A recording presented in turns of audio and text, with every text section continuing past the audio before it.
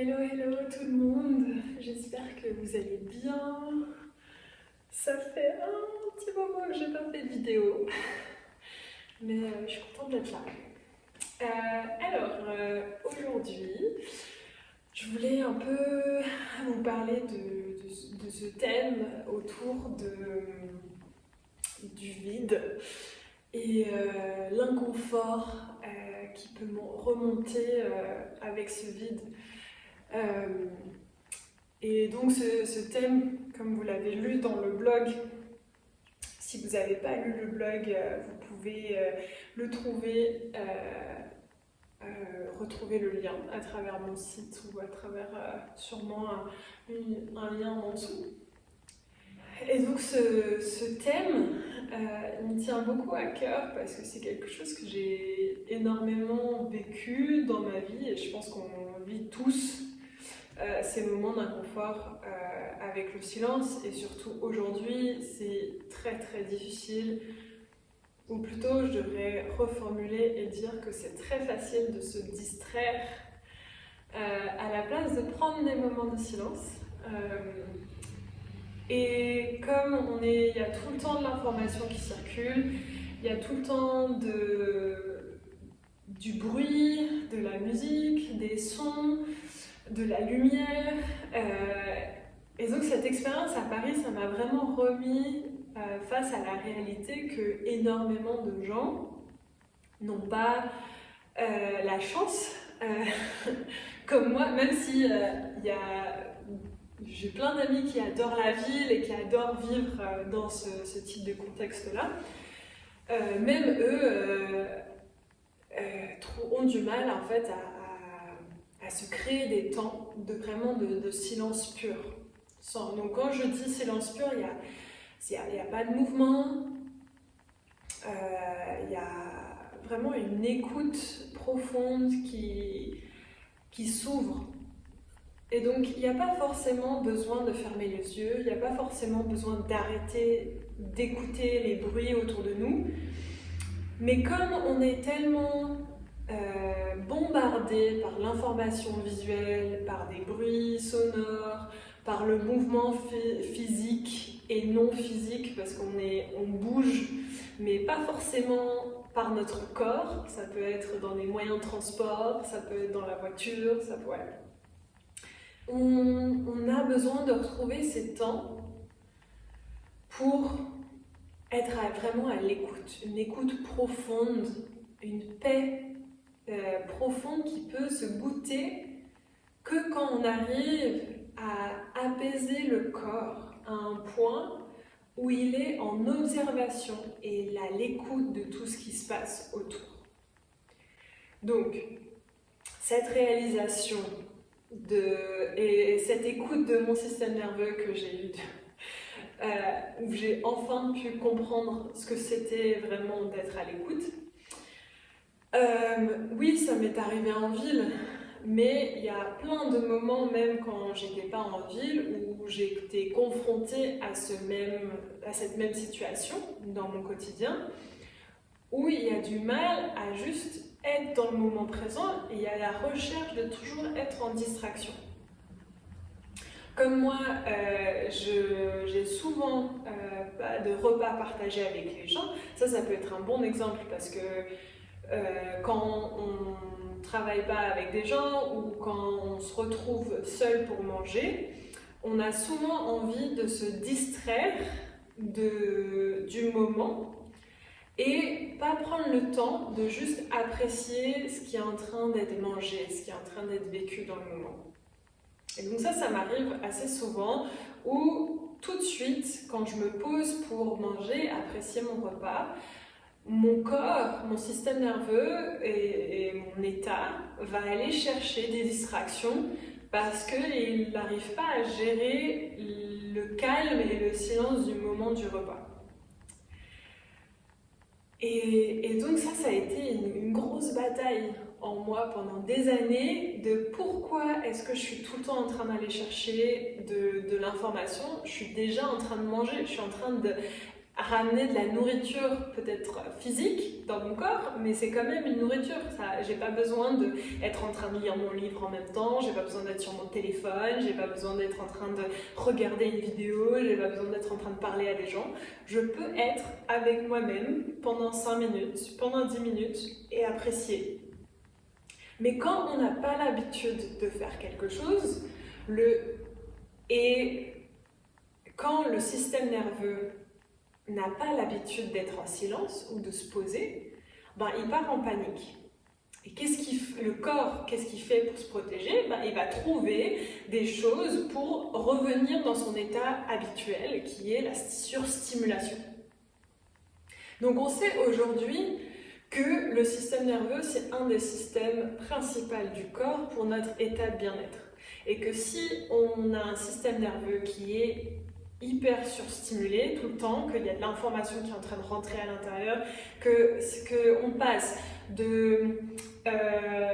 on se réveille le matin, on est sur notre téléphone, on passe à notre boulot, donc on est en stimulation avec les gens, avec des discussions ou sur l'ordinateur, on passe de l'ordinateur à peut-être la télé le soir, en train de regarder les nouvelles, les infos, les machins, et on était dans la voiture et on écoutait la radio et la musique et machin, le corps, il y a trop d'informations. Et c'est un thème dont j'ai déjà évoqué, c'est un thème dont j'ai déjà parlé.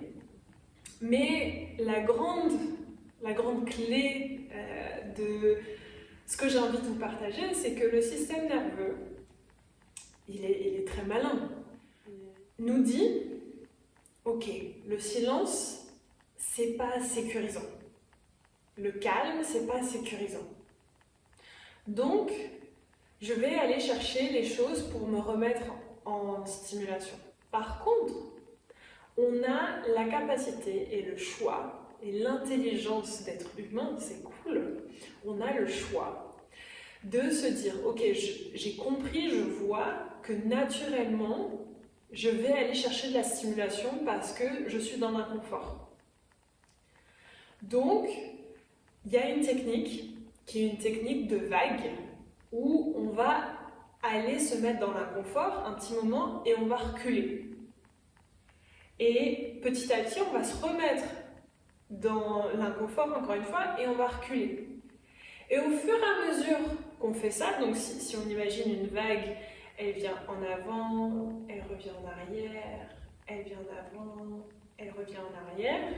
À chaque fois qu'on vient en avant et à chaque fois qu'on vient en arrière, on va aller un petit peu plus loin en avant et un petit peu moins loin en arrière.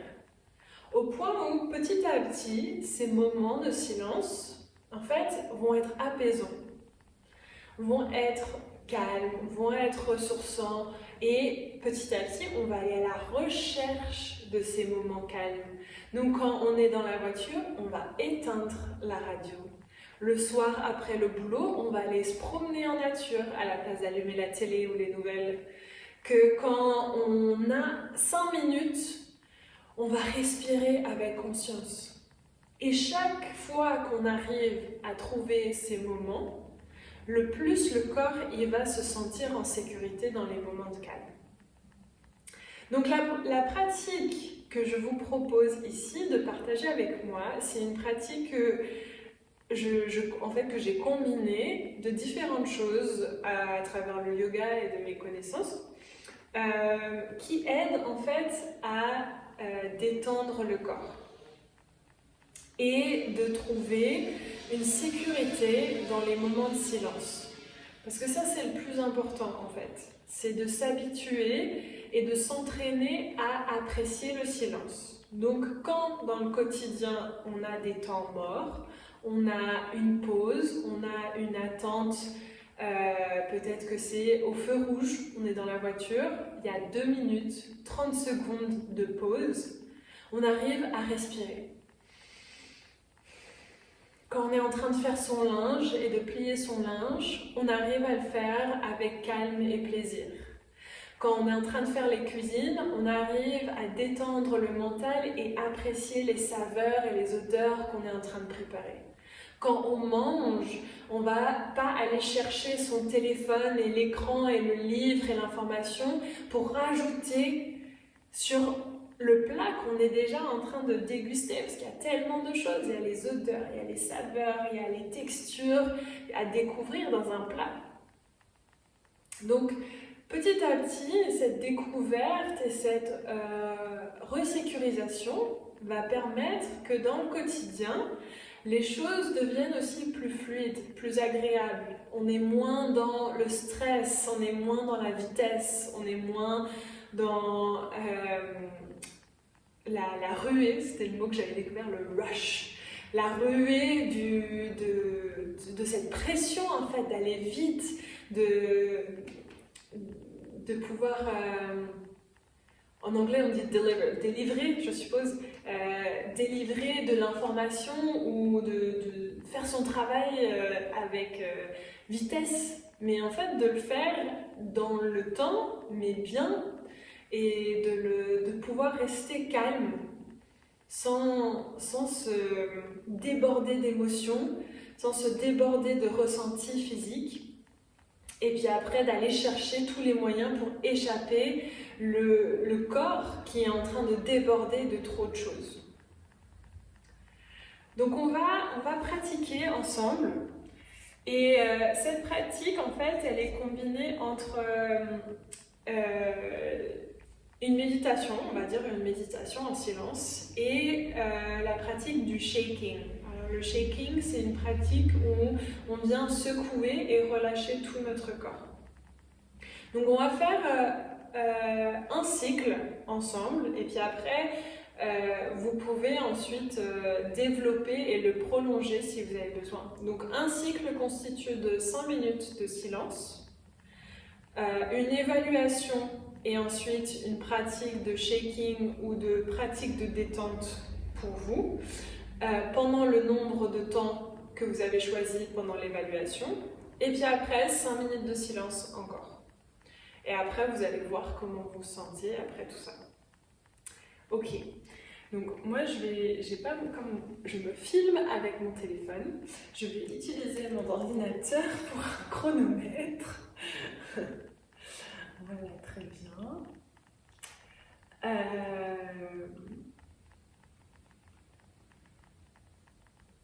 Super. Donc on va faire 5 minutes de silence. Donc vous pouvez vous asseoir. L'importance ici, ça va être de garder la colonne droite allongée. Donc si vous sentez que après quelques minutes, le dos il commence à se relâcher et à se courber, peut-être c'est bien de se poser contre un mur et d'avoir un appui pour que vous puissiez garder la colonne droite. La raison qu'on garde la colonne droite, c'est pour garder une circulation fluide d'énergie dans le corps. Quand on commence à se recroqueviller, on permet l'énergie, elle circule moins bien. Donc la colonne droite aussi permet une respiration plus profonde, qui est plus agréable pour la circulation d'énergie et d'oxygène dans le corps. Donc voilà. Donc, trouvez une position assise. On peut fermer les yeux. Vous pouvez poser les mains sur les genoux ou devant vous, sur vos pieds. On va prendre 3 grandes respirations ensemble. On expire. On inspire. On expire.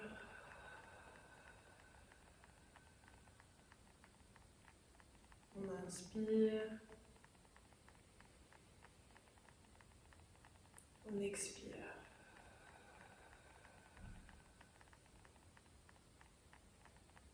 Donc pour les prochaines 5 minutes,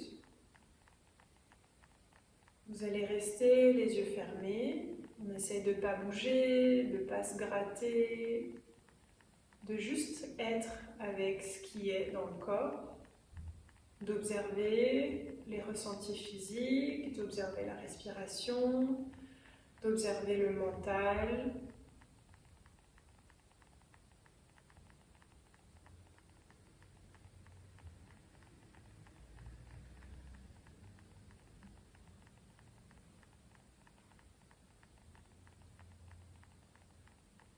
Continuez de respirer. Je vous dirai quand on arrive aux 5 minutes.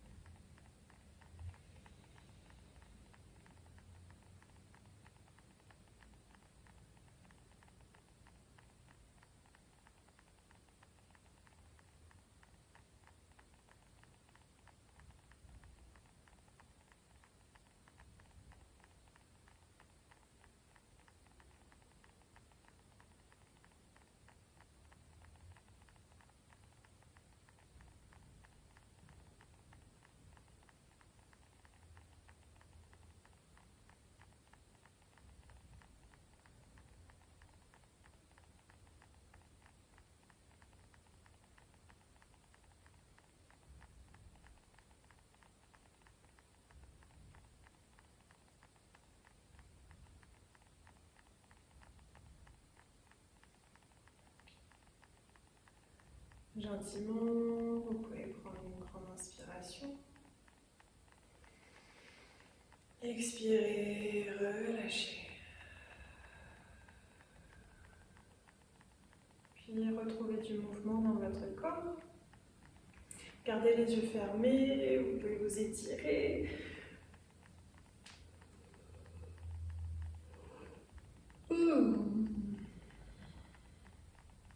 Et avant d'ouvrir les yeux, j'aimerais que vous ressentez quel était votre niveau d'inconfort. Est-ce que c'était plutôt vers un 1 où c'était hyper facile, c'était hyper confortable, vous étiez bien, il n'y avait pas de rush ou de ruée intérieure, c'était vraiment une douceur, une paix, une tranquillité. Ou est-ce que c'était plutôt 5 où c'était le stress complet, vous aviez envie d'ouvrir les yeux, vous avez ouvert les yeux, vous n'arriviez pas à ne pas bouger, vous bougez tout le temps, c'était vraiment l'inconfort complet. Donc essayez de voir entre le 1 et le 5, vous êtes où? Est-ce que vous étiez plutôt confort, plutôt stressé? Et quand vous avez choisi le numéro entre 1 et 5, vous allez faire ce nombre de minutes de shaking ou d'autres pratiques. Donc l'idée c'est de maintenant on sort de cet exercice ou de cette pratique inconfortable qui était le silence et on va faire quelque chose qui nous fait du bien, quelque chose qui nous détend. Pour moi c'est le shaking, c'est une pratique que j'adore et qui me détend complètement. Donc moi je vais faire ça, je vais faire 2 minutes de shaking. Vous aussi, peut-être c'est de faire une salutation au soleil, peut-être c'est de faire des roulades avec la colonne vertébrale, peut-être c'est de secouer votre corps autrement, je ne sais pas, c'est à vous de voir. Et si vous ne savez pas, ben, je vous invite à explorer le shaking avec moi. Donc on va faire 2 minutes de shaking ensemble. Vous, si vous voulez prendre plus de temps, n'hésitez pas à mettre pause à la vidéo et prendre le temps qu'il vous faut. Mais le shaking, on commence par avoir les pieds bien ancrés par terre, les genoux relâchés, détendus, les hanches aussi, le reste du corps aussi. On va commencer par faire des petits rebonds. Des petits rebonds avec les genoux, il faut vraiment relâcher, donc il n'y a aucun contrôle de retention, de laisser juste le corps rebondir. Et puis on va faire remonter le rebond des genoux aux hanches, remonter le rebond dans la colonne au point où tout le corps est en train d'être secoué et bougé. Et pendant les prochaines 1 minute et demie maintenant, on va respirer et secouer et relâcher. On peut relâcher la mâchoire, complètement détendre tout le corps.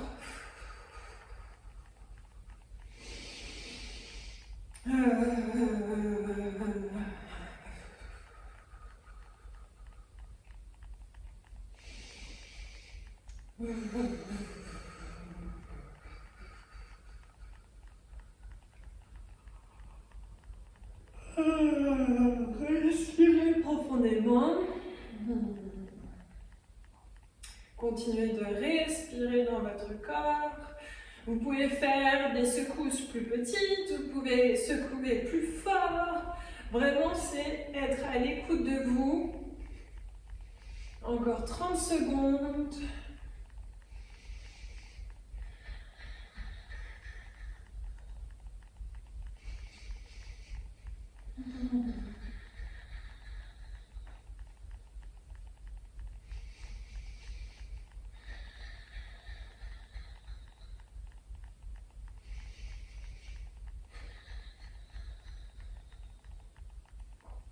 Et puis gentiment, on arrête, on relâche, petit à petit, jusqu'à temps qu'on s'arrête.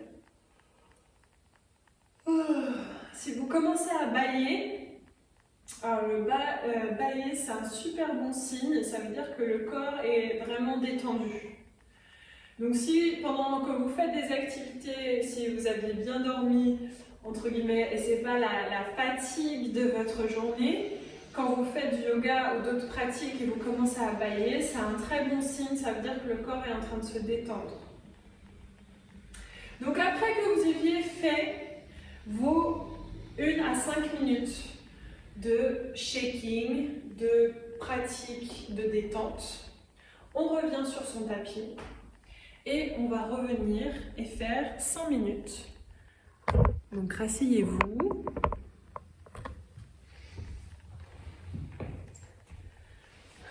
J'ai tout bougé. Retrouvez votre tapis. Je vais remettre un chronomètre. Voilà. On peut fermer les yeux. Et prenez ces prochaines 5 minutes à juste observer comment vous vous sentez maintenant dans ce silence.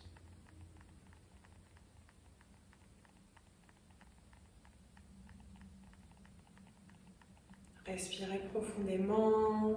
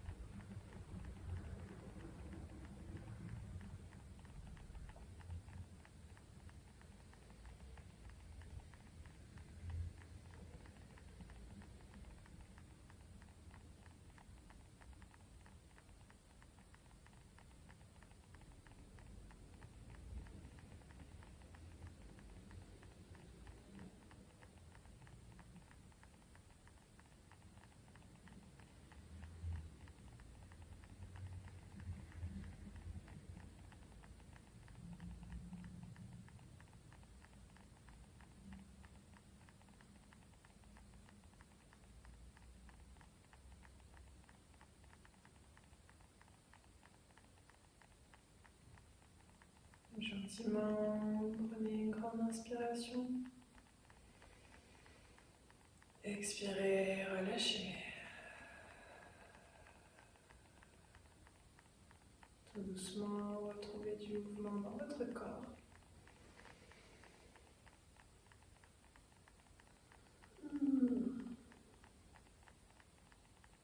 Et même chose, je vais vous redemander de jauger. Comment est-ce que vous vous sentiez maintenant entre 1 et 5 comparé à avant? Comment était cette pratique, le niveau de stress, le niveau d'inconfort?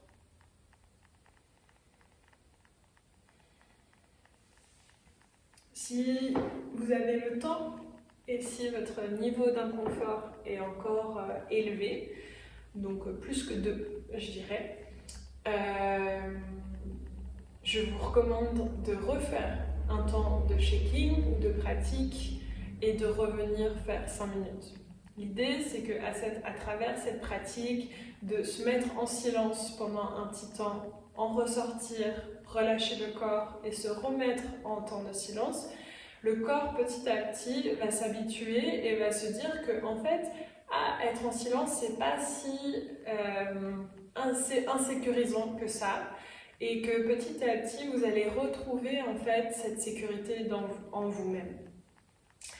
Le plus vous pratiquez ça, et le plus vous arrivez à trouver des sécurités dans ces temps de vide, dans ces temps de silence, dans ces temps de pause, votre quotidien, vous allez remarquer, va être rempli de cet apaisement pendant ces petits moments-là. Donc voilà la pratique autour de retrouver du confort dans le silence. N'hésitez pas à me dire ce que vous en pensez. Ça me ferait plaisir de lire un peu ou d'entendre un peu sur votre expérience. Avec les élèves dont j'ai déjà partagé cette pratique, ils ont vraiment senti une grosse différence dans l'apaisement du silence. Donc j'espère que ça vous aidera aussi. Et voilà, à deux, continuer à partager ces moments avec vous.